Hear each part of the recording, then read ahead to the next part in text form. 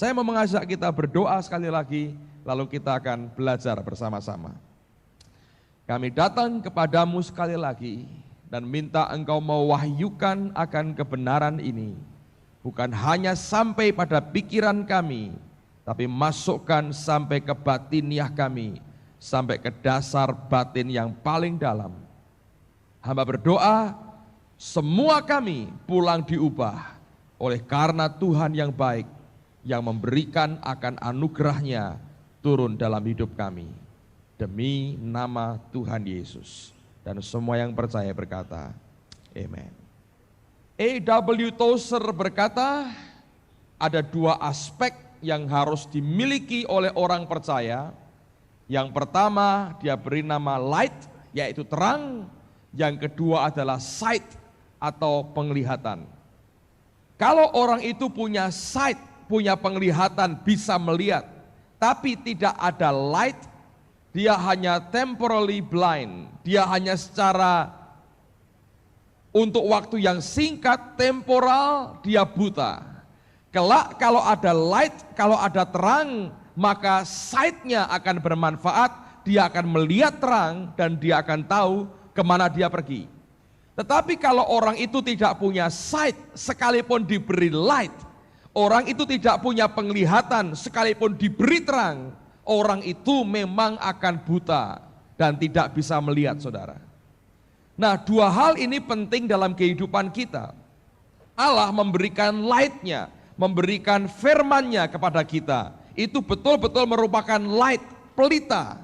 Firman Tuhan itu pelita buat kehidupan kita, itu light, itu terangnya.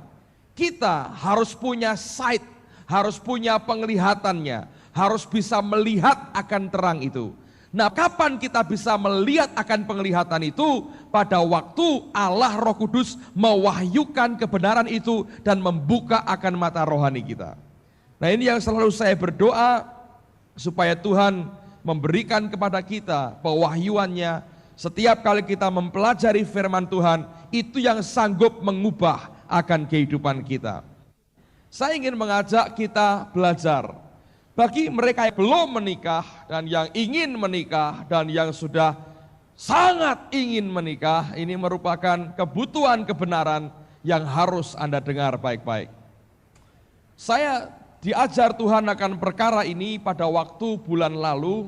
Ada seorang hamba Tuhan yang anaknya menikah. Nah, satu hari sebelum pernikahan saya diminta untuk menyampaikan firman dalam kebaktian ucapan syukur yang ada. Dan Roh Kudus mengajarkan ini kepada saya bagikan dan saya berkata, saya ingin juga teman-teman di Semarang dengar akan kebenaran ini. Jadi sekali lagi, ini kebenaran saya berdoa akan membuka mata rohani kita.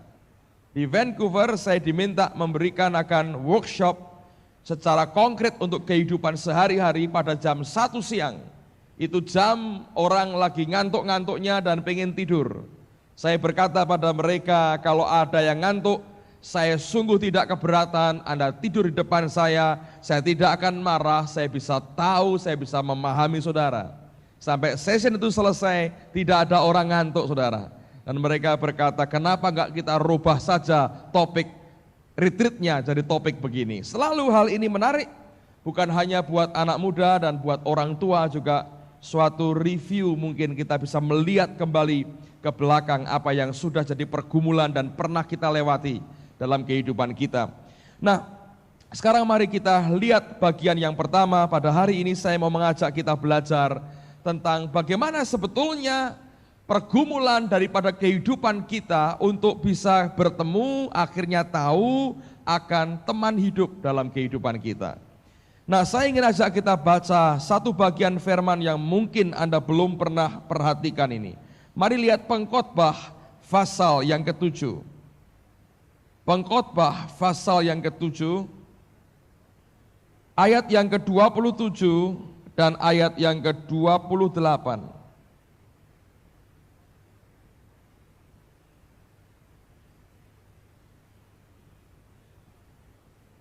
Pengkhotbah pasal 7 ayat 27 dan ayat 28. Lihatlah ini yang kudapati, kata pengkhotbah. sementara menyatukan yang satu dengan yang lain untuk mendapat kesimpulan. Yang masih kucari tetapi tidak kudapati. Kudapati seorang laki-laki di antara 1000, tetapi tidak kudapati seorang perempuan di antara mereka. Saya mau ulang 2 ayat ini, Anda perhatikan lagi pada Alkitab saudara. Mungkin sebagian berkata, ya benar ini. Tapi mari kita lihat dulu apa yang sebetulnya Alkitab maksudkan. Firman Tuhan berkata, lihatlah ini yang kudapati, kata pengkhotbah. Sementara menyatukan yang satu dengan yang lain untuk mendapat kesimpulan.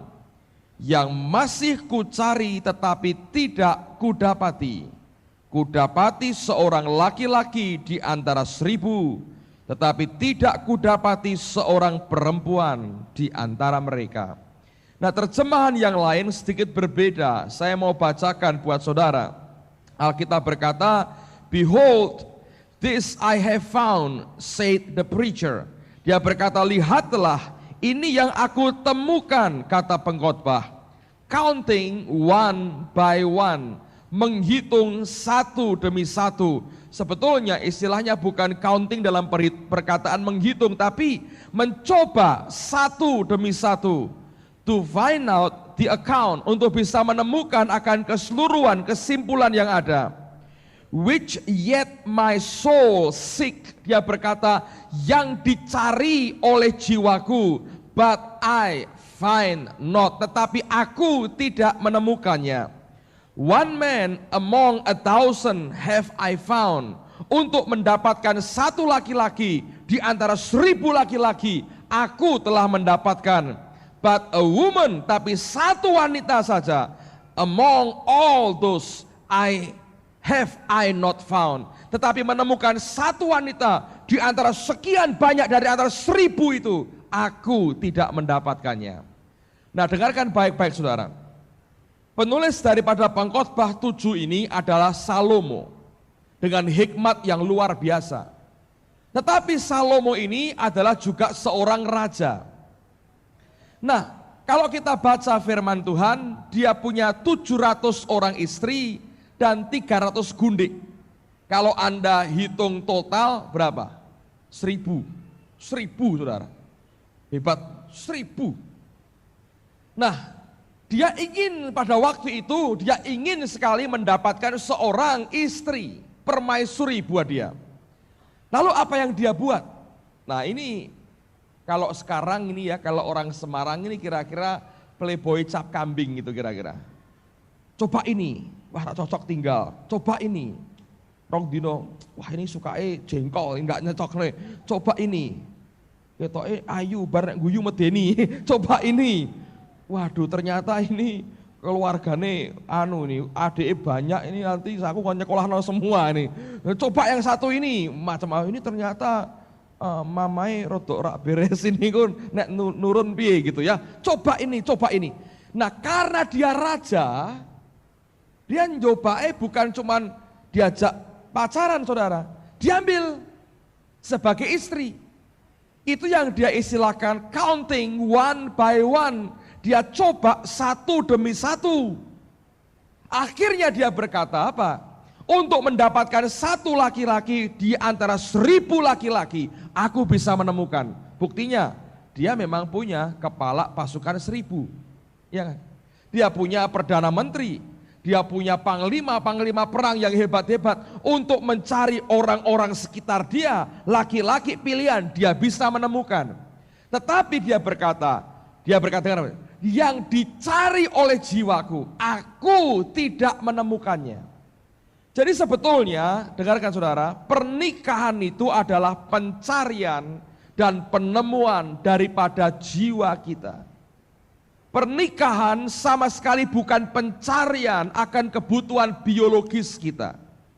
Pernikahan itu bukan pencarian kebutuhan akan status sosial kita. Pernikahan sama sekali bukan pencarian kebutuhan keuangan kita, sama sekali tidak. Pernikahan itu bukan bisnis di mana engkau bisa menghitung, kalau aku punya istri ini untung atau rugi. Sama sekali di luar perhitungan bisnis, saudara. Pernikahan, Salomo berkata, itu merupakan pencarian dan penemuan jiwa. Jadi urusannya bukan urusan jasmani dan materi, tapi urusan batiniah kita masing-masing. Kalau Anda berkeluarga, satu kali Anda berumah tangga, punya suami atau istri, itu bukan oleh karena pencarian jasmani kita atau materi. Tapi sekali lagi, pernikahan adalah pencarian dan penemuan dari jiwa yang ada pada kita. Salomo berkata, yang dicari oleh jiwaku, aku belum mendapatkan. Satu wanita di antara 1000 ini, aku gak ketemu. Dia berkata, itu semua bukan dicari oleh jasmaninya, bukan oleh materinya, tapi dia mencari pencarian dan akhirnya penemuan daripada jiwanya. Jadi sebetulnya urusan pernikahan itu bukan urusan jasmani, saudara. Tapi hakikatnya pertama-tama adalah urusan yang paling lebih dalam lagi, yaitu urusan batiniah, saudara. Nah, saya ingin membuktikan bahwa ini urusan batiniah. Mari kita lihat peristiwa Adam dan Hawa. Coba buka Kejadian pasal 2. Mungkin sebagian Anda sudah hafal banget ayat ini. Sudah berkali-kali dikhotbahkan sampai hafal ngelotok. Anda berkata sudah hafal Pak, tapi belum ketemu judulnya. Nah, sekarang kita baca, siapa tahu ketemu di sini, di Alkitab ini. Kejadian pasal 2, lihat mulai ayat yang ke-18. Anda perhatikan baik-baik. Tuhan Allah berfirman, tidak baik kalau manusia itu seorang diri saja.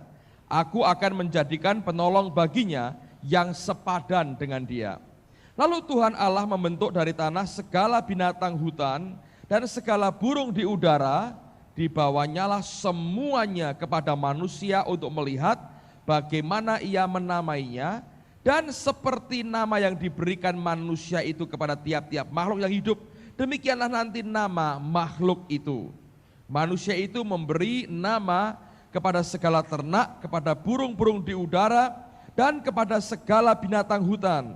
Tetapi baginya sendiri ia tidak menjumpai penolong yang sepadan dengan dia. Lalu Tuhan Allah membuat manusia itu tidur nyenyak. Ketika ia tidur, Tuhan Allah mengambil salah satu rusuk daripadanya, lalu menutup tempat itu dengan daging.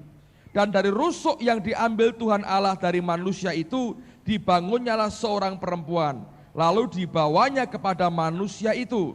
Lalu berkatalah manusia itu, perhatikan reaksinya, inilah dia, tulang dari tulangku dan daging dari dagingku.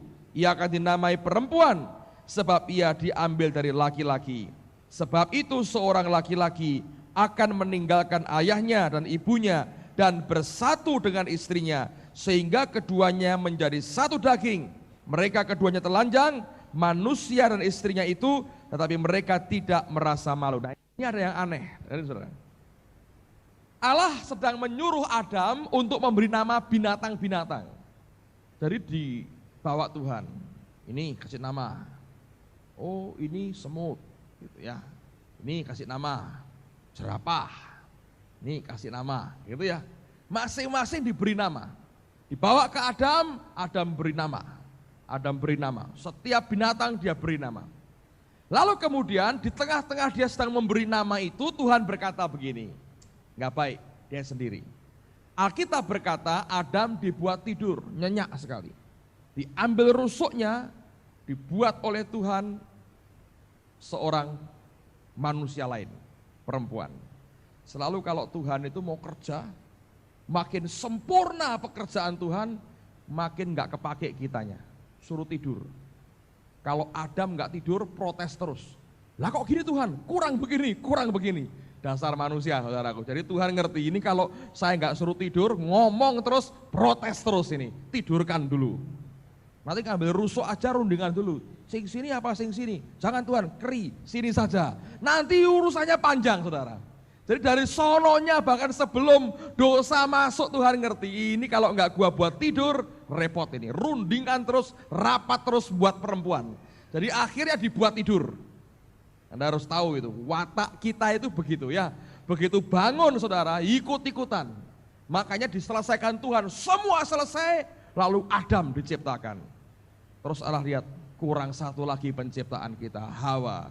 Tapi sudah terlanjur ada Adam, dibuat tidur. Loh, Tuhan gitu saudara. Anda harus tahu, dari sononya Tuhan ngerti, ini tangan kita ini gatalnya luar biasa, ngikut-ikut pekerjaan Tuhan, ngerusak pekerjaan Tuhan. Anda harus ngerti. Makanya kita diajar untuk rest, untuk tidur. Jangan terlalu banyak cawe-cawe dengan kekuatan dan maumu sendiri saudara. Nanti ngerusak banyak.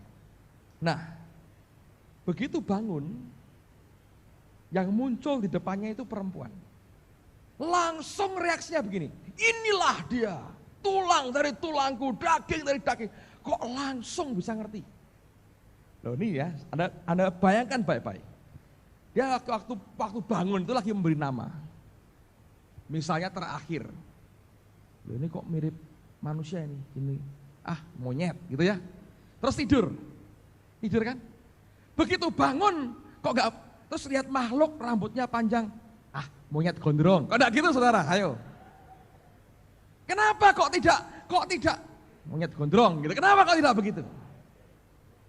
Maaf kaum wanita, ini bukan menghina, contohnya saja.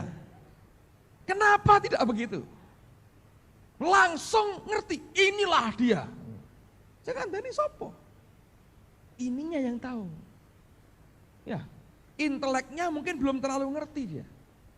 Tapi ingat itu pencarian batiniahnya.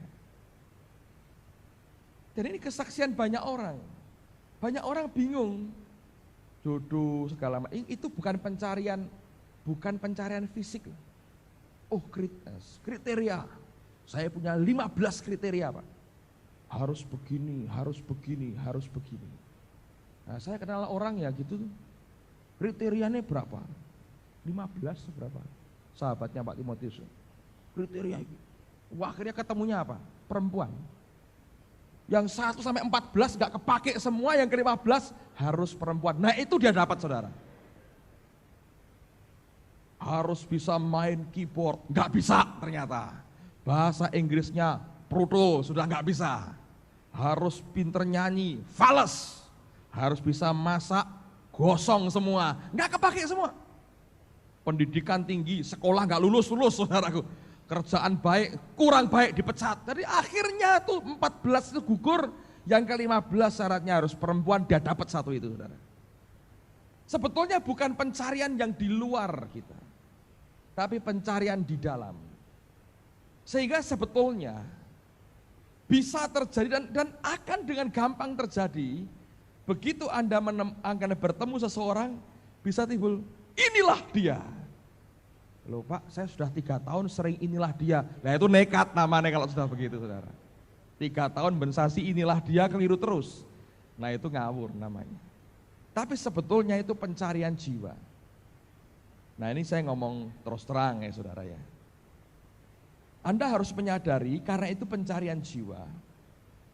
Pada saat engkau belum menemukan yang dicari jiwamu, seringkali itu menimbulkan problem pada pertumbuhan dan kestabilan jiwa saudara.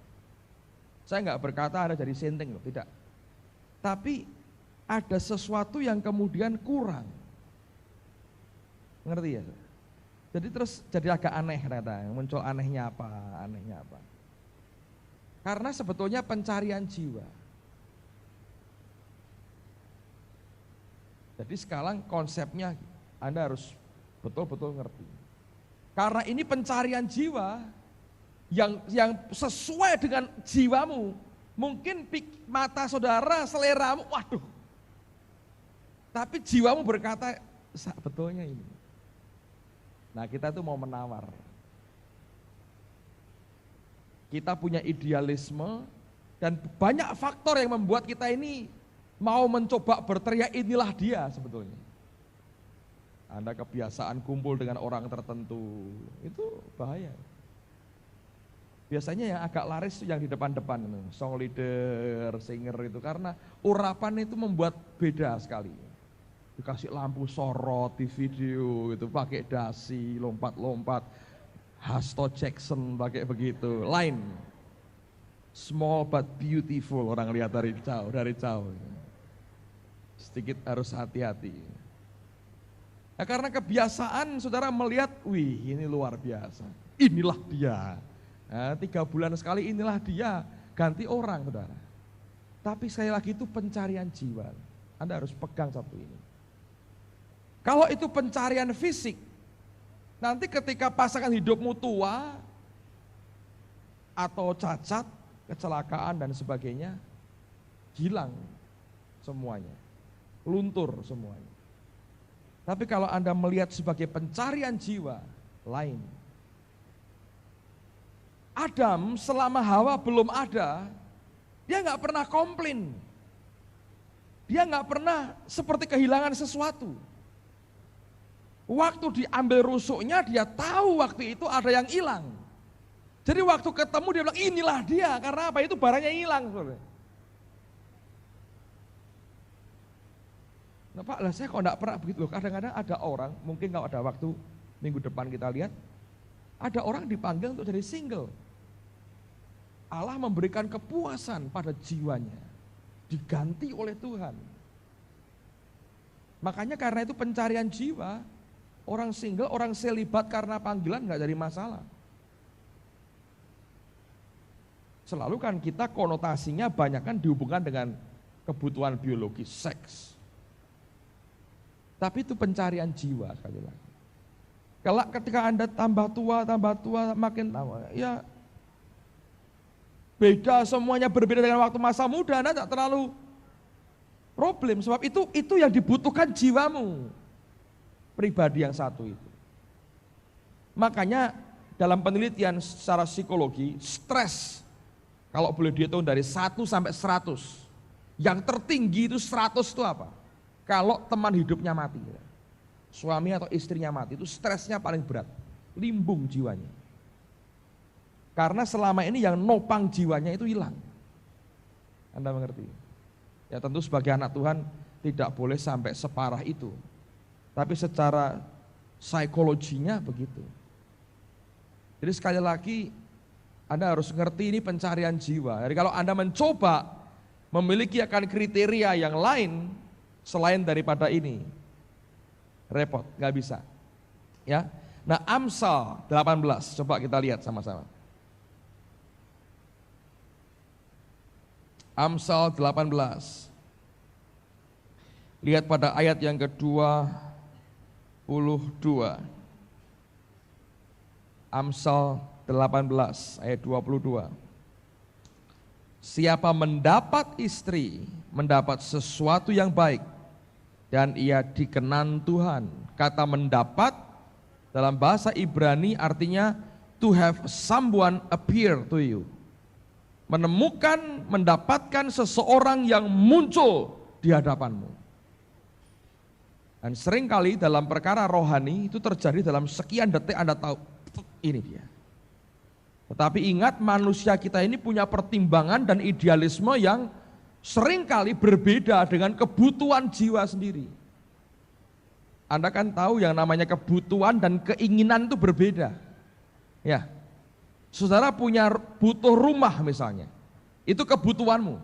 Tapi keinginanmu itu mungkin berbeda, mungkin rumah yang seperti apa. Anda butuh sebetulnya rumah dengan 4 kamar, tapi keinginanmu Anda pengen punya rumah dengan 6 kamar. Anda butuh transportasi sebetulnya untuk pergi dari rumah ke kuliah atau ke gereja. Butuhnya transportasi. Itu bisa dicukupi dengan sepeda motor, tapi Anda ingin mobil, itu berbeda lagi. Nah, jiwa kita punya kebutuhan, punya pencarian, ingin menemukan yang dicari jiwanya. Tapi pikiran, perasaan, will kita, kehendak manusia kita inginnya sesuatu yang berbeda. Apalagi kalau Anda ini penggemar sinetron. Apa? Cinta yang telenovela. Itu heran anak-anak, saya pikir ya itu ibu-ibu itu senangnya luar biasa. Saya dengar dari istri saya kalau sudah arisan, sekarang cepat kalau arisan. menjelang jam main, cepet sudah. Bos, pokoknya era itu apa-apa, pulang. Kenapa? Selak telenovelanya main. Nah itu Anda ditipu dengan satu image, orang itu mesti modelnya harus kayak bintang film semua. Lah cari sak dunia saudara. Apakah semua seperti itu? Absolutely not, sangat tidak. Semua kita diciptakan Tuhan itu unik, masing-masing, berbeda-beda. Oke. Nah sekarang yang dicari apa? Kalau Anda manjakan matamu dengan melihat yang seperti itu terus, idealismemu seperti itu. Rambutnya dicat kuning-kuning, kayak londo kesasar gitu. Nggak tahu saya mau dicari apa. Tapi itu imajinasi yang membuat suatu kerinduan, keinginan dalam pikiran kita. Idealisme yang kemudian keliru. Padahal sebetulnya hakikatnya suatu pernikahan itu pencarian dan penemuan jiwa. Saya ulang terus ini, statement ini, supaya masuk dalam roh saudara. Kalau ini nggak Anda ngerti, caramu lihat akan berbeda. Mata itu bisa kemana-mana, nggak karu-karuan saudara. Karena sebetulnya tidak tahu pernikahan adalah pencarian jiwa. Dan sering kali itu munculnya mendadak di depan kita. Pak, saya merasa ya, tapi dia tidak. Ya, nanti kita bicarakan lain kali kalau yang itu kasus-kasusnya itu nanti saudara. Tapi saya mau kasih basicnya dulu. Pernikahan itu sekali lagi bukan yang lain-lain, tapi pencarian dan penemuan dari jiwa kita. Nah saya mau berikan 7 hal yang Anda harus hindari. Ya, kita bicara secara lebih detail saja supaya memberikan akan dasar landasan yang baik untuk kehidupan saudara. Yang pertama, 7 hal ini Anda harus hafalkan di luar kepala. Tidak bisa nanti ketemu orangnya terus Anda buka catatan khotbah, loh kamu pergi sama aku bawa itu apa? Catatan khotbahnya Pak Agung katanya. Tidak boleh, ini harus Anda hafalkan di luar kepala. Saling bedek-bedekan baik juga. Minimal ini memberikan bantuan lah. Pak, saya sudah kawin, ya puji Tuhan loh. Ini untuk pengetahuan untuk anakmu dan anggota MK-mu, saudara. Yang pertama, jangan menikah dengan orang yang tidak percaya. Ada penginjil-penginjil kesasar. Oh, supaya saya memenangkan dia. Somong kosong. Itu sudah terlalu banyak cerita kayak begitu, saudara. Akhirnya hancur hidupnya. Supaya dia bertobat. Nah, mau bertobat ya sekarang. Itu sudah omong kosong. Biasanya orang Kristen yang mau kawin dengan orang tidak Kristen, karena ada sesuatu yang orang tidak Kristen itu miliki, yang ingin dia miliki sebetulnya. Kasarnya itu begitu. Entah, tidak berarti hanya harus uang. Walau gantengnya aja kayak Sri Mulat gitu. Misalnya. Kan waduh ini kan aneh nih. Wajah komersial ini. Ini kalau orang no kerjaan tak kon dagel we untuk duit aku. Misalnya begitu. Anda ngerti itu ya, saudara. Jadi jangan menikah dengan orang yang tidak percaya. Sebetulnya itu Anda punya alasan apapun sudah.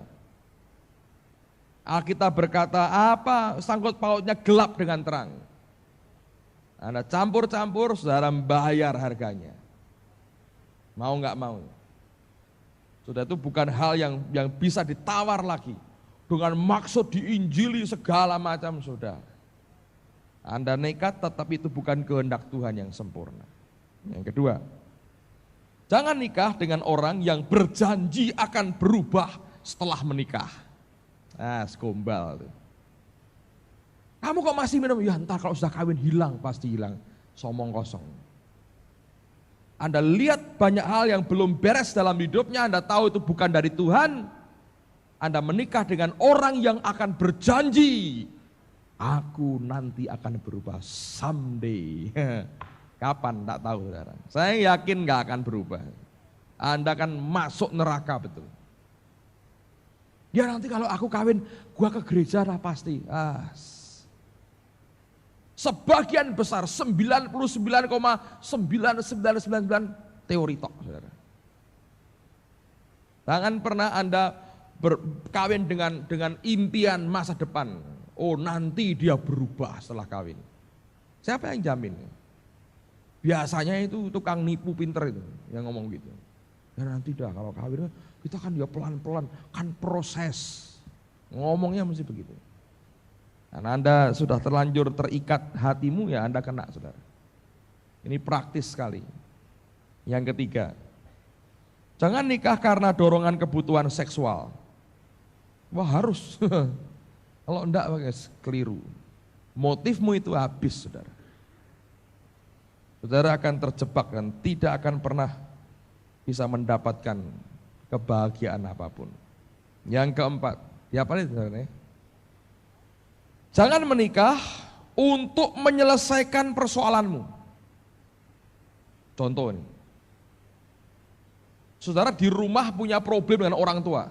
Sampai Anda belenger nek di rumah. Ribut terus. Kalau aku kawin tenang. Salah. Saudara.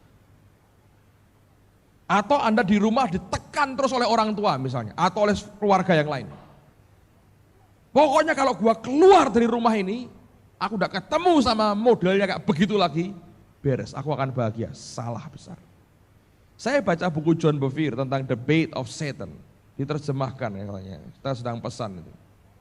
Dia berkata begini, kalau saudara punya problem dengan seseorang, atau satu keluarga, atau satu gereja, Anda tidak bisa menang terhadap mereka, lalu Anda tinggalkan pribadi itu, keluarga itu atau gereja itu, Anda berhubungan dengan pribadi lain, keluarga lain atau gereja lain, ini tidak akan berhasil juga. Yang ini Anda tidak bisa menang, Anda menghindar, cari kelompok lain, pribadi lain, orang lain, pernikahan, masuk pernikahan, untuk menghindari yang satu ini akan menciptakan problem berikutnya. Saya pikir betul. Sebab nanti test case-nya sama. Anda tidak lulus di sini akan diuji juga di situ. Nah, ada orang-orang yang menikah untuk menghindari problem yang dihadapi hari ini. Keluarganya mungkin terlalu berantakan, segera ingin lari keluar dari keluarganya, supaya dia pikir kalau aku kawin nanti aku selesai dengan keluargaku, aku memulai hidup baru. Salah. Biasanya Anda akan ketemu orang yang brengseknya lebih parah dari yang engkau tinggalkan. Karena itu hanya pelarian untuk menyelesaikan problem. Pernikahan bukan pencarian persoalan diselesaikan, tapi pencarian dan penemuan dari jiwa kita. Yang kelima, jangan menikah untuk mencari kebahagiaan. Jangan. Oh ya, Anda ketemu dengan yang dicari jiwamu, yang dari Tuhan, engkau akan bahagia. Tapi kalau engkau berkata, nanti setelah kawin aku bahagia. Jangan. Ini ada cerita konyol. Pengen tidak diceritakan, tapi ya harus. Daripada orang lain di sini kena gitu-gitu, saudara. Ada anak muda ketemu seorang tante-tante. Usia sebaya maminya atau adik mami nih, itulah kira-kira. Ini usianya kan lain, kayak mami sama anak, tante sama ponaan. Kita lihat gitu ya, saya kenal dua-duanya. Ya secara manusia ya nothing special gitu. Lalu yang perempuan berkata, Tuhan berbicara, kita ini jodoh. Kelak kalau kita kawin, kita akan diberkati luar biasa. Yang laki ini ya goblok menurut saya, saudara ya. Itu bilang iya, Tuhan bicara yang sama. I don't believe. Tapi terjadi. Makanya saya mau beritahu.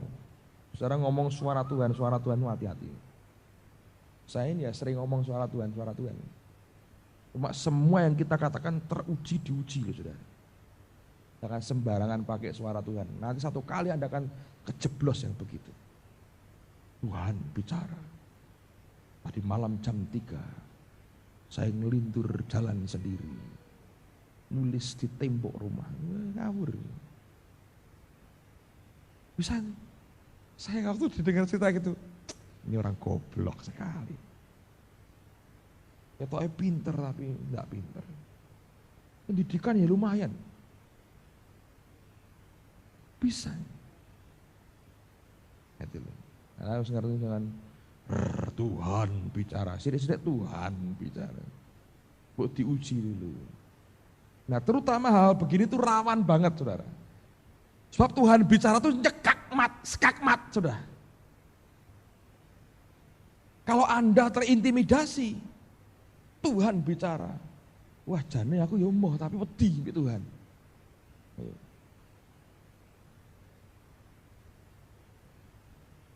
Nah kalau ketemu saya ya kira-kira nih saudara. Jam berapa ngomongnya? Jam 2, oh 2:30 diralat ngomong sama saya, enggak jadi. Saudara baca bukunya Robert Liardon nih, Sekolah Roh Kudus.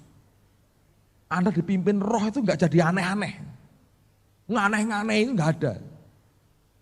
Baca itu buku bagus sekali. Jadi nanti saya akan sampai pada titik itulah. Tapi sekali lagi saya mau berkata,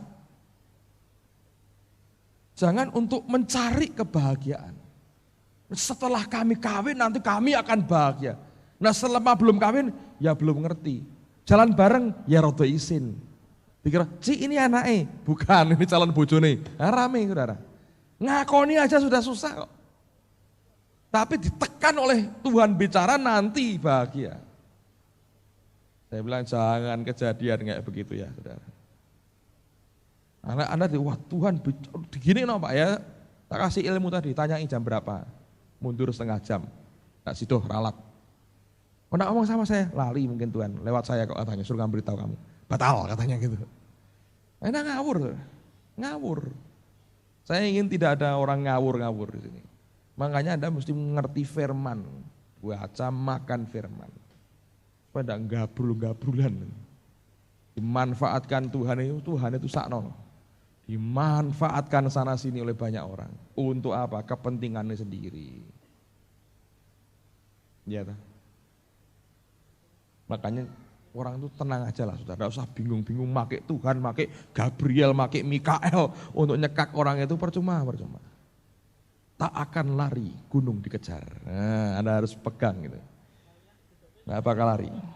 Oke, yang keenam harus dihafalkan saudara ini. Jangan menikah untuk cari status sosial. Wah lah saya enggak nikah kan. Nah, ada orang untuk cari status.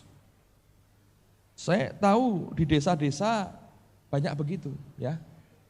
Sudah belasan tahun sudah dikawinkan oleh bapaknya. Karena buat mereka lebih baik punya anak statusnya janda daripada tidak kawin. Nah, ini salah besar. Itu membuat banyak akhirnya anak-anaknya itu berantakan semua hidupnya. Nah, Anda bisa bayangkan kalau masyarakat itu punya pola begitu. Yang korban siapa? Ini anak-anaknya itu waduh, repot. Kayak anak kelinci itu, tambah banyak anak karu-karuan, tidak jelas bapak ibunya gimana. Nah ini yang harus kita perhatikan. Yang ketujuh, ini orang-orang Chinese tak beritahu nih, jangan menikah karena harta. Hidupmu itu bukan barang dagangan. Nek perlu beritahu orang tuamu, aku ini bukan barang dagangan. Kadang-kadang saya tidak habis mengerti ya. Selalu itu dijadikan sebagai salah satu pertimbangan yang berpengaruh besar. Anaknya sopo? Numpak apa? Daihatsu. Wah repot, jauh. Lah apik, akeh wong apik ngono aja. Nah apa? Mercy.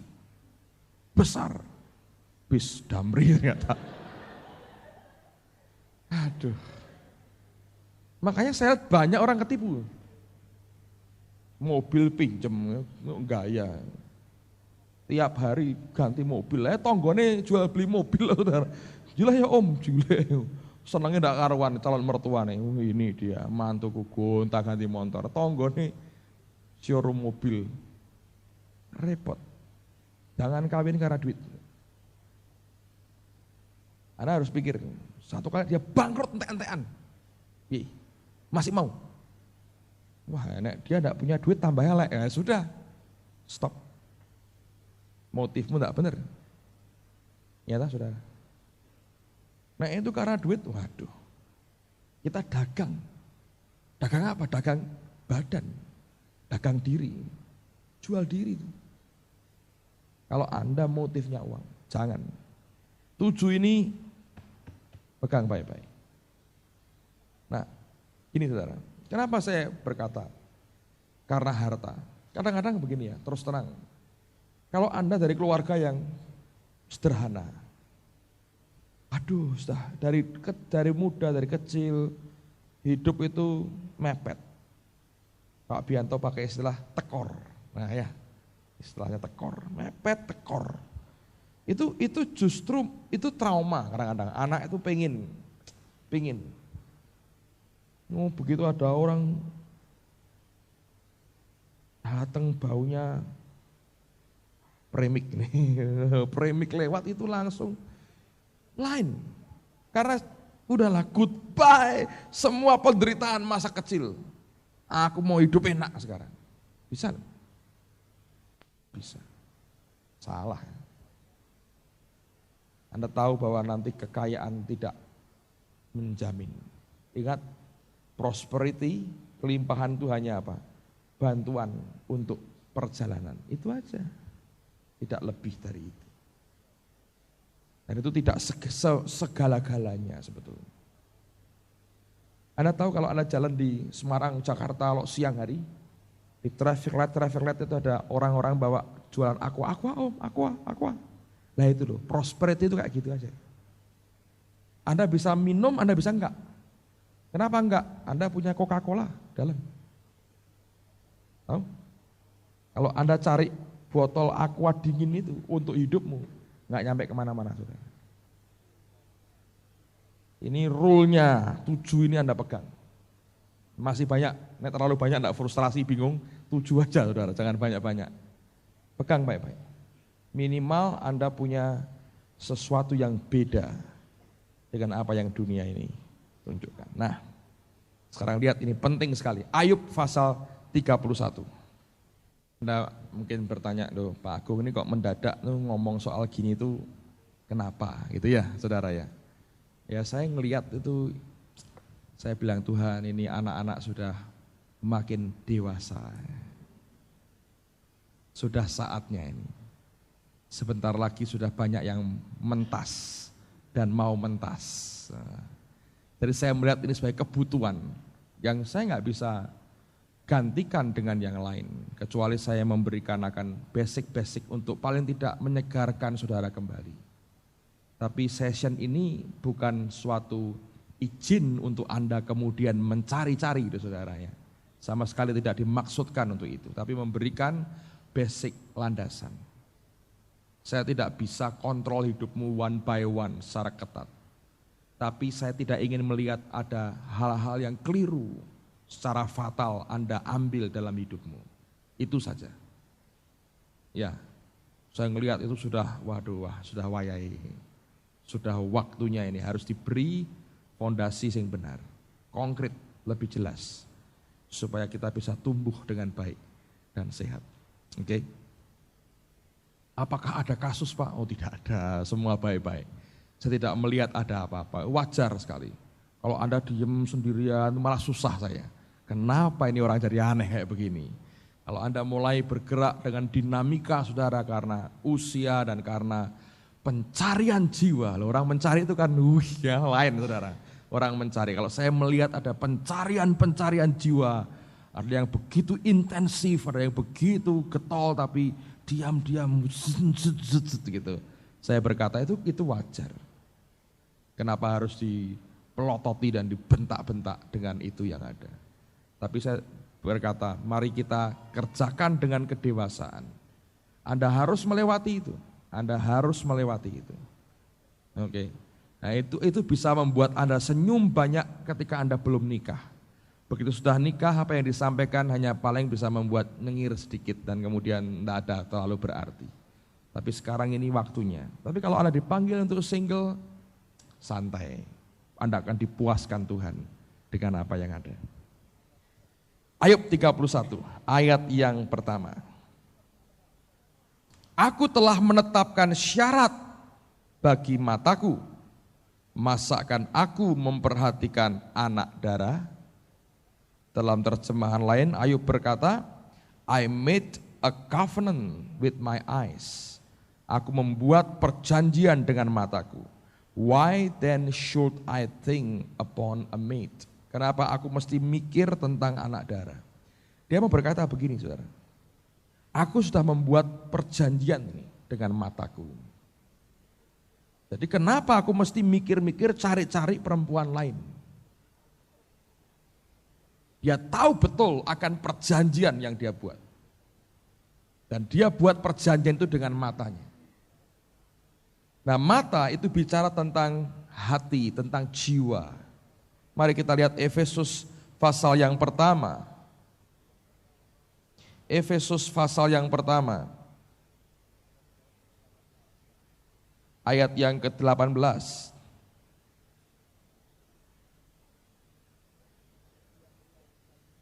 Dan supaya ia menjadikan mata hatimu terang, agar kamu mengerti pengharapan apakah yang terkandung dalam panggilannya, betapa kayanya kemuliaan bagian yang ditentukannya bagi orang-orang kudus. Ada istilah mata hatimu terang.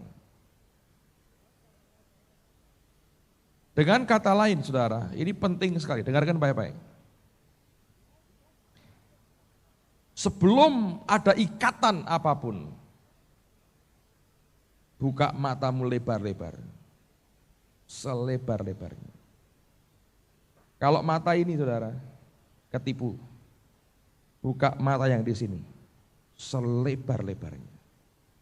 Karena mata yang di sini bisa memandang jauh sampai ke depan. Yang di sini hanya bisa lihat permukaan. Mata jasmani kita gampang ketipu, tapi buka lebar di sini. Buat perjanjian dengan mata yang di sini. Pada waktu yang dicari jiwa ketemu, selesai. Selesai. Ayub itu istrinya. Waktu Ayubnya menderita, marah-marah, dimaki-maki. Kutukilah Tuhan dan matilah engkau. Tapi Alkitab tidak pernah berkata setelah Ayub kaya, maka diusirnya istrinya dengan diberinya 2 ketul roti dan 1 ember air. Lalu Ayub mencari istri baru dan diberkati Tuhan. Nah, Alkitab tidak pernah berkata maka Allah murka, diremukkannya tengkuk istrinya dan dicarikan bagi Ayub istri baru. Nah, ya, orang yang sama sebetulnya. Sebab dia buat perjanjian dengan matanya. Dia berkata, kenapa aku mesti cari perempuan lain? Aku sudah buat perjanjian. Matanya dibuka lebar. Sekali jiwanya nangkep, ya inilah dia. Satu, saudara. Dalam perjalanan, oh ya, ada karakter, sifat yang mengecewakan. Tapi kemudian karena dia berkata, aku sudah buat covenant, perjanjian. Dia buka lebar matanya. Selesai. Dia tidak perlu lagi yang lain. Anda bisa melihat itu. Kenapa banyak orang jatuh, lihat orang lain setelah kawin juga. Dia nggak pernah tahu sebelumnya bahwa pernikahan itu adalah pencarian jiwa. Saya nggak mau perpanjang, saudara. Ini terlalu banyak, susah untuk dimengerti. Diendapkan dulu. 7 rule tadi Anda hafalkan baik-baik. Kalau ketemu orang yang pertama, tidak boleh kawin dengan orang bukan Kristen. Kristen enggak? Kristen. Mbah buyutnya Kristen. Oke, lahir baru tidak? Lahir baru. Penuh roh tidak? Katanya. Bahasa roh enggak? Belum. Doain dulu. Bahasa roh. Ya, mesti begitu. Lihat yang kedua. 3, 4. Terakhir Anda cek, Aku pengen dia atau duitnya, kartu kreditnya berapa. Nah, Anda mesti hati-hati. Dicek semua sampai motifmu tahu. Ini merupakan yang dicari oleh jiwa dan buka matamu lebar-lebar. Selebar-lebarnya, lihat betul dengan mata Tuhan dalam hatimu. Siapa orang ini? Kelak ketika Anda buat keputusan covenant dengan matamu sendiri, kau tidak akan pernah menjelajah kemana-mana. Ayub mengalami itu. Saya berdoa supaya di tengah-tengah kita akan muncul pasangan-pasangan yang solid dan berkemenangan di hadapan Tuhan. Amen. Saya tidak ingin dengar Anda nikah baru sekian tahun, sekian bulan, tiba-tiba semuanya berantakan. Tapi saya ingin satu kali Anda berumah tangga, saudara tahu, Pak, inilah dia itu Pak. Ketemu akhirnya. Yang dicari jiwaku, aku mendapatkan. Haleluya. Nanti kita mau sembahyang. Saudara yang tahu bahwa satu kali saudara akan berumah tangga, dan sampai sekarang belum bertemu dengan yang inilah dia tadi. Tapi saudara ingin berkata, saya ingin didoakan supaya saya ketemu dengan orang yang tepat. Saya mau berdoa buat saudara. Saya mau berdoa buat saudara. Jangan jodoh-jodohan, gosip-gosipan. Jangan. Nah, kalau kan ini jangan. Kerjaan lebih banyak. Amen. Dan jangan coba-coba. Anda bukan Salomo. Salomo runtuh gara-gara istri-istrinya. Jangan ada playboy cap kambing. Coba orang cocok ini, orang cocok ini. Tapi itu pencarian jiwa. Amen. Ayo sembahyang. Haleluya. Yesus.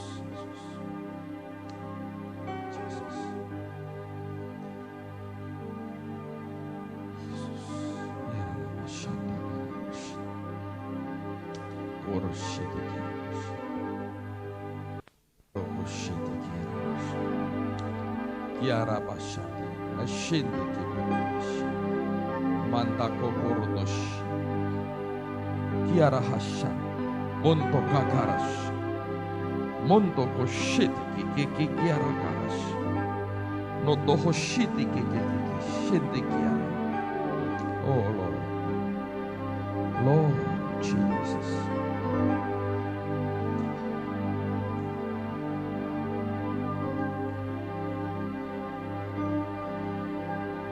Bukankah engkau yang peduli dengan kehidupan anak-anakmu? Bukankah engkau Tuhan yang peduli dengan kehidupan anak-anakmu?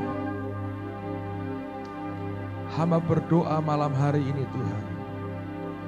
Berikan anugerah-Mu kepada anak-anak-Mu ini untuk bisa mengerti, memahami kehendak Tuhan buat hidup mereka masing-masing. Tuhan, kami punya kerinduan. Satu kali mata hati kami akan tercelik, terbuka. Dan kami melihat, kami menemukan yang dicari jiwa kami. Dan hanya oleh karena anugerah-Mu saja kami tahu, pada waktunya, Tuhan yang akan membuat itu terjadi. Tuhan, kami rindu kami boleh melakukan itu dengan kedewasaan rohani. Tanpa rasa tertuduh, tanpa mencoba menyembunyikan segala sesuatunya karena kami orang benar. Tetapi ajar kami Tuhan. Ajar kami untuk hari ini, mulai hari ini mengerti